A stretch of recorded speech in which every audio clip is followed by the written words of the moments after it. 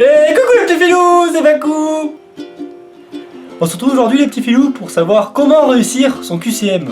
Attention les petits filous, ceci n'est pas du tout une arnaque enfin. Non les petits filous. Pourquoi c'est pas une arnaque?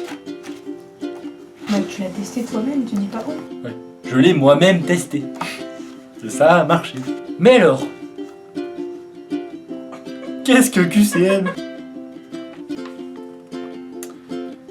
Le QCM, communément appelé question à choix multiple, à ne pas confondre avec la quéquette collante de Mamadou, et oui les petits filous, à ne pas confondre, se présente sous la forme d'une question suivie de plusieurs choix de réponses. Et là les petits filous, vous allez me dire, mais enfin Pakou, comment on peut répondre aux questions sans connaître les réponses? Et c'est là que la méthode ultime de Pakou va vous servir.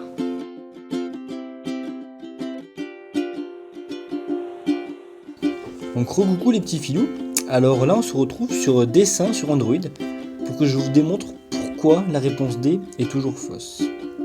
Alors, donc on va faire un camembert. Donc un camembert, vous voyez ce que c'est un rond où on partage le nombre de probabilités que quelque chose se passe. Alors regardez, donc nous aussi on va faire notre camembert, donc on va faire rapidement, toc, voilà. Bon c'est rapide, hein. Alors allez bien. Donc nous on a quoi? On a la réponse A, la réponse B, la réponse C et la réponse D. Donc on sait qu'il y en a forcément une qui est fausse. Et oui. Donc nous on va faire la probabilité que la réponse soit fausse pour en éliminer une. Alors regardez bien. Donc si je coupe en 4, donc 4 parties égales. Alors regardez. La réponse A, donc c'est hop en rouge. On a bien 25% de chance qu'elle soit fausse. La réponse B, en orange, on a bien 25% de chance qu'elle soit fausse. La réponse C, on a bien 25% de chance qu'elle soit fausse. Et la réponse D, on a également 25%. Hop. Maintenant, regardez bien, si je clique sur la réponse D, tout l'écran devient violet. Ça voudrait donc dire que la réponse D a une plus forte probabilité d'être fausse que les autres propositions. Voilà, donc c'est comme ça que donc vous pouvez être sûr que la réponse D sera fausse. Après sûr, on n'en est pas vraiment sûr parce que regardez bien, là on a quand même encore tout ça. Oula, j'ai changé de couleur. On a encore tout ça jusqu'à là qui peut potentiellement être faux. Mais regardez bien, dans tout l'écran comme ça, c'est quasiment impossible que la réponse D ne soit pas fausse. Voilà. Donc la réponse D sera toujours fausse. Donc le petit moyen mémotechnique que je pourrais vous donner, donc les petits filous, ça serait que D, pourquoi c'est faux? Parce que D, c'est débile. Voilà, donc comme D, il est débile, on le barre D comme débile. Voilà, allez les petits filous, maintenant on se retrouve pour la suite de la vidéo. Et recoucou les petits filous, donc maintenant qu'on a appris à éliminer la réponse D, on va apprendre à éliminer les autres propositions. Pour cela, je vous propose la méthode SDF. Alors qu'est-ce que c'est la méthode SDF? C'est syllabe, déterminant, féminin. Alors attention, il ne faut pas la confondre avec une autre méthode qui existe, c'est la méthode FDP. Donc la méthode FDP, c'est féminin, déterminant, mais pute. Voilà, donc il ne faut pas la confondre. Donc qu'est-ce qu'on va faire? On va compter le nombre de syllabes. Par exemple, si je vous dis... qu'est-ce que je pourrais dire? Par exemple, abonnez-vous à ma chaîne. Par exemple, si je vous dis coucou les petits filous, on fait coucou les petits flous.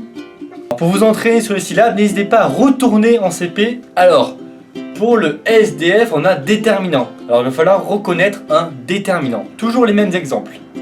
Coucou les petits filous, on a...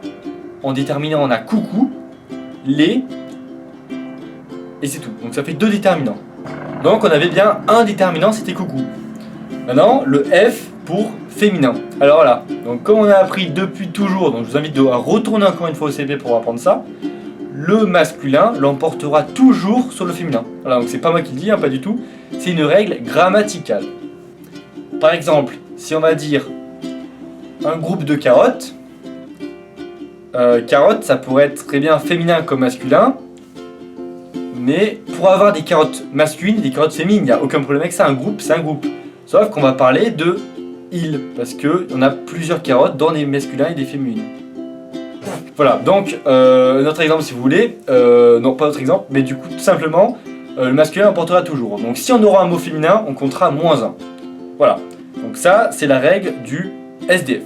Donc la méthode SDF sera juste si, attention les petits filous, si et seulement si le total de la méthode SDF donne un chiffre pair. Attention, un chiffre pair. La petite astuce de Pacou, donc astuce de Pacou numéro 2, le père l'emportera toujours sur ta mère. Voilà, donc si vous hésitez en me disant oui je sais plus si c'est impair ou pair, non, ton père l'emporte sur ta mère, voilà, c'est tout. Mais on va tout de suite passer à la troisième règle. Donc cette règle, c'est pas moi qui l'ai dite non plus, cette fois c'est Caris. Donc, toute question qui comportera des chiffres autres que 2,7 sera une proposition fausse. Tout mot qui comportera d'ozo, donc c'est-à-dire un O suivi d'un autre O, par exemple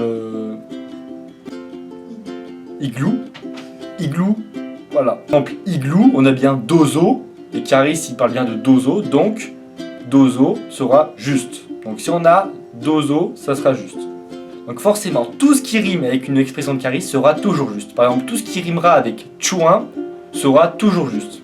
Donc maintenant on a vu donc les 3 méthodes pour réussir son QCM. Donc voilà, vous avez vu, on peut connaître 0 ligne de son cours et réussir son QCM. Donc on va tout de suite passer à un exemple. Donc on va passer directement à un petit exemple pour conclure cette vidéo. Donc je suis allé sur des sites et j'ai récupéré une annale de première année de médecine. Donc on sait que ça se passe par QCM. Donc c'est une annale de biologie cellulaire. Et c'est sur le définition de la cellule cytoplasme et cytosol. Donc c'est bien compliqué pour nous, mais nous on va utiliser la méthode Pacou. Donc déjà, la réponse D, la concentration en potassium dans le cytosol est inférieure à celle du milieu cellulaire. On sait que c'est faux, c'est la réponse D, c'est obligé. Donc on barre. Il nous reste la réponse A, B et C. Donc là on va utiliser la méthode Caris maintenant. Donc Caris, qu'est-ce qu'il dit? Il dit que s'il y a 2,7, on valide. S'il n'y a pas 2,7, c'est faux. Qu'est-ce qu'on voit? 85% d'eau libre, c'est faux, directement. Ensuite il nous reste la réponse B et la réponse C. Qu'est-ce qu'on voit? Le pool commun, pool, dozo, c'est juste. Donc réponse B, elle est juste. Réponse C. Est-ce qu'on voit une citation de Caris? Donc non, pH ne rime pas avec chouin, c'est mort. Ok. Donc là, il faut utiliser la méthode SDF. Qu'est-ce qu'on voit? Syllabe. Il possède un rôle de régulation du pH. 13. 13 nombres impairs. Est-ce qu'on a déjà un déterminant? Oui, 1. Donc ça nous fait 14. 14 un nombre pair, c'est bon, on valide. Voilà. Donc grâce à la méthode Pacou, on a réussi à répondre en moins de 1 minute à ce QCM. Voilà, donc j'en suis sûr de moi, c'est la bonne réponse. Donc n'hésitez pas à utiliser cette méthode Pacou quand vous passerez votre première année de médecine ou si vous passez le code ou n'importe quelle matière avec un QCM. Alors, pour finir cette vidéo les petits filous, je vous propose de vous abonner à ma chaîne ou bien de laisser un petit pouce bleu. Et n'oubliez pas les amis, si jamais c'est la Hesse, pensez à ceux qui sont pas cesse.